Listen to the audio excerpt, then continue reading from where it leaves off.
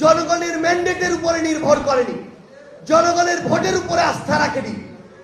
খুনি হাসিনা এই বাংলাদেশে ক্ষমতায় সর্বশেষ সময়টিতে টিকে ছিল আমলাতন্ত্রকে ব্যবহার করে, প্রশাসনকে ব্যবহার করে, এবং জনগণের সাথে রাজনীতির যে একটি সম্পর্কে দূরত্ব তৈরি হয়েছিল, জনগণের সাথে সরকারের যে একটি দূরত্ব তৈরি হয়েছিল, সেটি বাংলাদেশের জনগণ এই অভ্যুত্থানে প্রমাণ করে দিয়ে খুনি হাসিনাকে দেশ ছাড়া করেছে।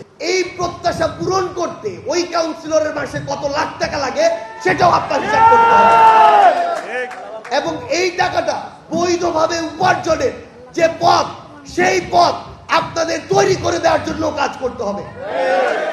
কেউ যদি অবৈধভাবে 1 টাকা উপার্জন করে আমরা তার বিপক্ষে দাঁড়াবো, কিন্তু আপনি বৈধভাবে উপার্জনের পথ যদি তাদেরকে না দেন, এটাও আপনাদের জায়গা থেকে সংকীর্ণ মানসিকতার পরিচয়। আপনারা কে কোথায় যাবেন সেটা আপনাদের বিষয়, কিন্তু একটি জিনিস মনে রাখবেন, আপনারা যদি সেই প্রত্যাশাকে সামনে রেখে আগামীর বাংলাদেশে কাজ না করেন, চোখের সামনে খুনি শেখ হাসিনা যে ফেরাউনের চেয়ে বড় হয়ে উঠেছিল তার পরিস্থিতিটা একবার অনুমান করবেন। যদি জনগণের প্রত্যাশা অনুযায়ী কাজ না করেন, 1 বছর 2 বছর 5 বছর পার পেয়ে যাবেন, কিন্তু তারপর পরিস্থিতি এবং অবস্থা তার মতোই হবে।